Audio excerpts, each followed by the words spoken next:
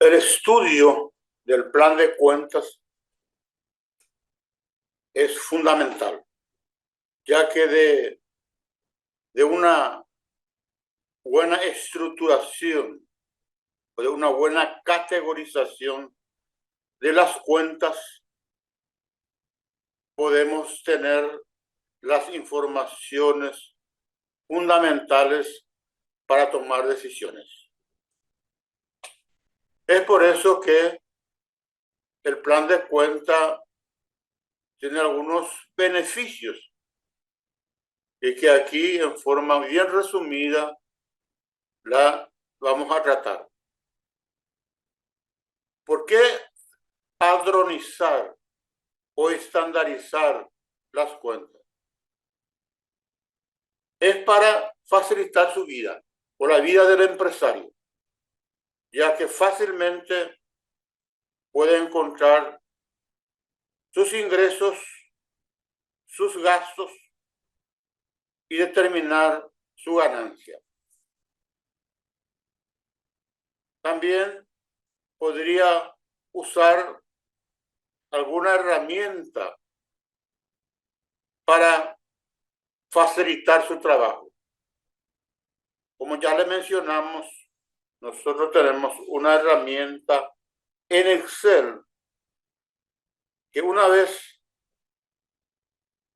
registrado las operaciones del día y que no lleva más de 15 minutos, nosotros ya podemos obtener automáticamente la información fundamental que le sirve al empresario, que es el flujo de caja. Al empresario, al pequeño empresario, como vamos a ir viendo posteriormente, le va a ser muy difícil usar la contabilidad.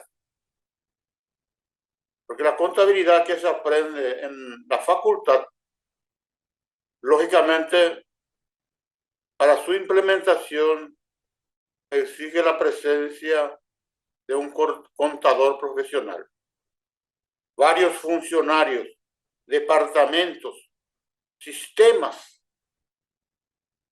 y así podemos tener la información sobre el balance, el estado de resultado y el estado de flujo de caja,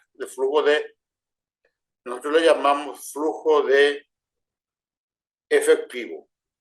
Aquí, y eso lógicamente es inviable su aplicación en una pequeña empresa, que normalmente tiene un dueño, sus hijos, 1 o 2 funcionarios. Y le va a resultar muy difícil tener una estructura de ese tamaño, prácticamente desde el punto de vista financiero. Va a ser inviable. Y recibir la visita de un profesional contable una sola vez al mes también es insuficiente, ya que este profesional solamente puede tratar asuntos referentes a la parte fiscal. Y esa información prácticamente de muy poco sirve a una pequeña empresa para tomar sus decisiones. Entre tanto, el plan de cuenta es fundamental para lo que es el control financiero, o sea, registrar las entradas y salidas y obtener una información que pueda servir de base para el análisis financiero.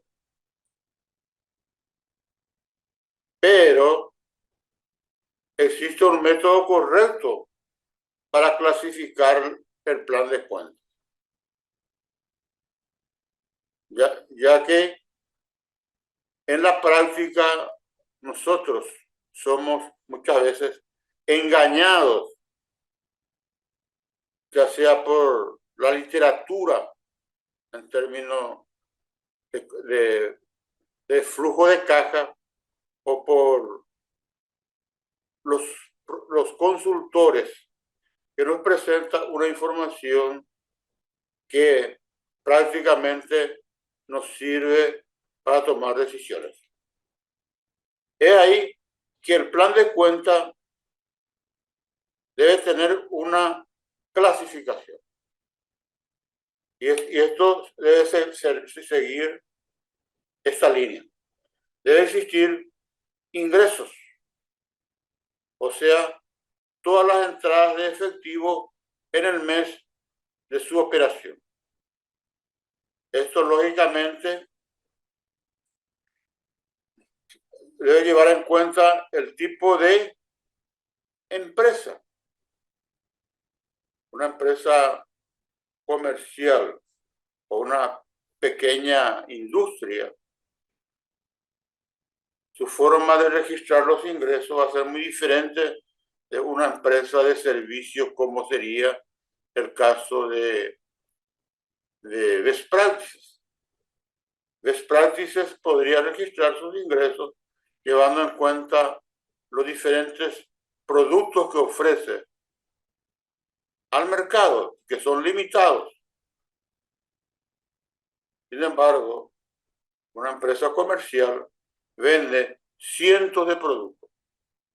Entonces debe tener una forma de registrar sus ingresos más bien en base a los ingresos en efectivo, las ventas en tarjetas de créditos y débitos, los recibos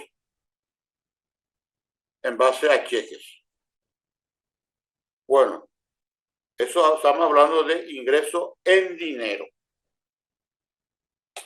Después vienen los costos variables. O sea, son gastos que varían en forma proporcional a la variación de las ventas. Están directamente vinculadas a productos y servicios.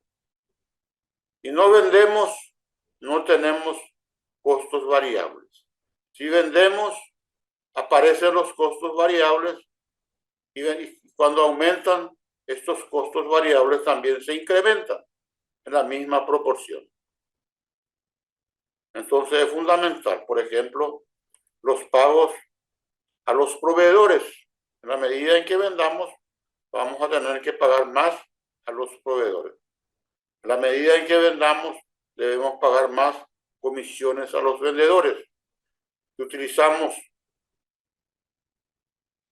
tarjetas de crédito y débito, debemos también pagar tarifas bancarias a medida que estemos vendiendo.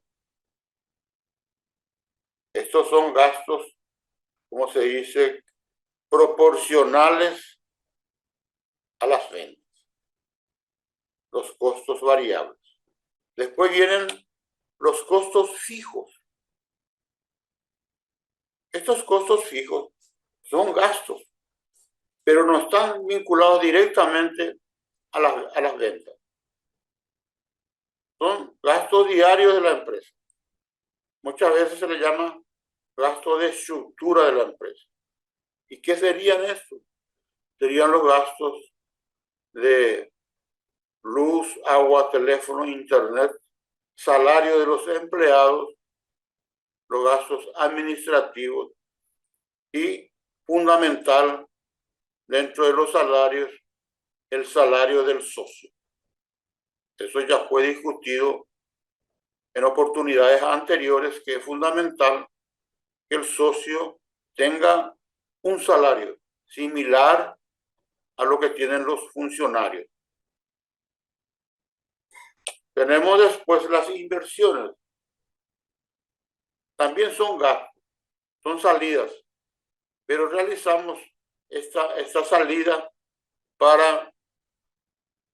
con la finalidad de obtener mayor rendimiento, tanto de corto, mediano y largo plazo. Por ejemplo, la contratación de una consultoría es una inversión que puede ser dejado de lado Pero si pretendemos que con esa consultoría en marketing incrementar nuestras ventas, entonces debemos contratarlo. La compra de vehículos para repartos, podemos dejar de hacerlo, pero ahí se resiente el servicio de entrega del producto. Estos son inversiones.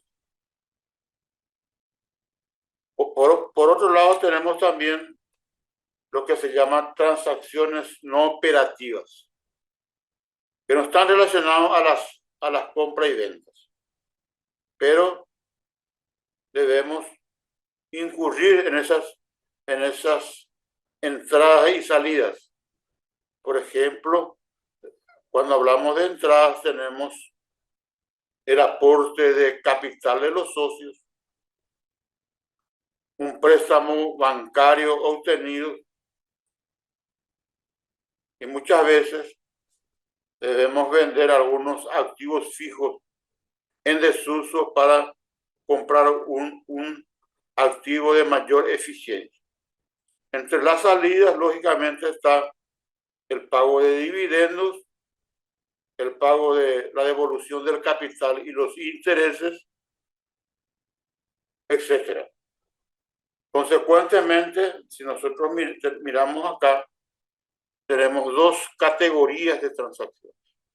Las transacciones operativas que se relacionan con compra-venta y las transacciones no operativas, que son entradas y salidas necesarias, pero muchas veces no tienen ninguna relación con las ventas ni las compras.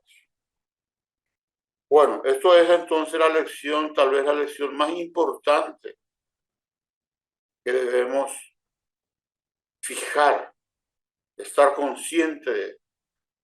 Y aquí es lo que muchas veces nos engañan. Muchas veces, sea por desconocimiento, inclusive existen libros donde se trata el flujo de caja y no se hace esta discriminación.